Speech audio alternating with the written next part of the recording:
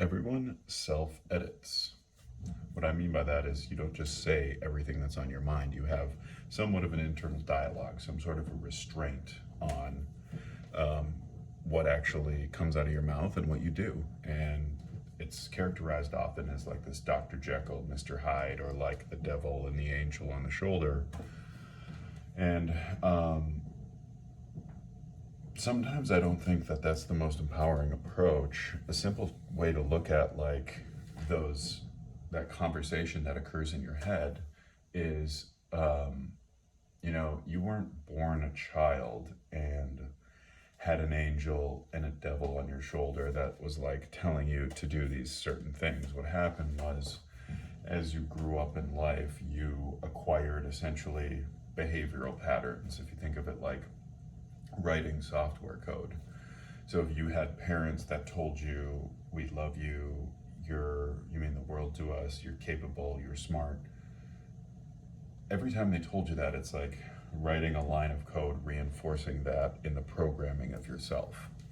And if you had parents that told you, you're a piece of shit, you are worthless, our life is worthless, everything's worthless, we are meaningless, chances are you have more significant programming, you have more lines of code written in you to reinforce that type of internal dialogue. So you may be much more familiar with that type of conversation in your life, whereas somebody who's had that really positive kind of code written in their psyche might be more prone towards those more positive internal thoughts. And so I like thinking about it that way because it takes some of the responsibility of us just having to fix ourselves, and it recognizes that we are a product of our environment, a significant degree. Not just our parents, but our upbringing, our wherever else we picked up these messages that imprinted on us. And today you may find that some of these messages that you replay in your head to edit yourself, like some of these, you may say, I'm not good enough, or like I should do more of this, or I should do more of that, or I wish I would have done this, or I wish I would have done that. These kind of self-editing statements, you can decide if you allow them to rule your life or not. It's entirely your control to edit or not edit what's happening.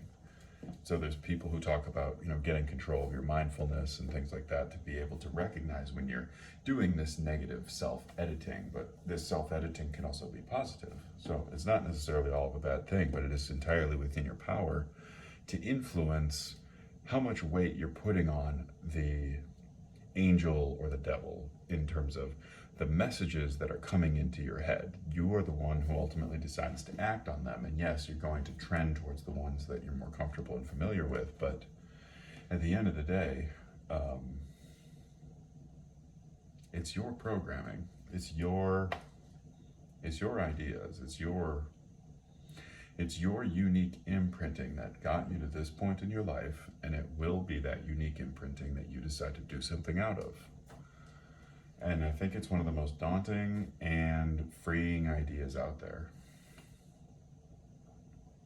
which is full responsible living for the situation that you're in, the ideas that you have, the behaviors that you decide to do.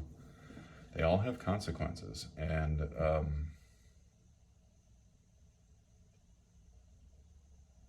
it's okay to not know. It's okay to not know. It's okay to bounce ideas off of other people. It's okay to ask questions, to be curious, to reach out for help. I think that's what life is about, frankly. Nobody expects you to have all of this stuff figured out. In fact, that is the joy of the journey, is the figuring out. And every day just goes by. One more day gone. Just like that. Why are we here? What can we do?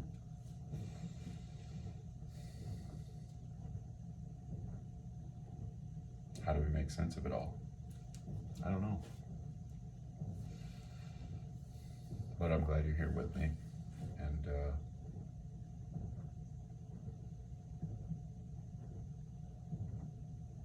I hope you share your ideas as well, because I'm trying to figure it out too. So let's figure it out together. Thanks.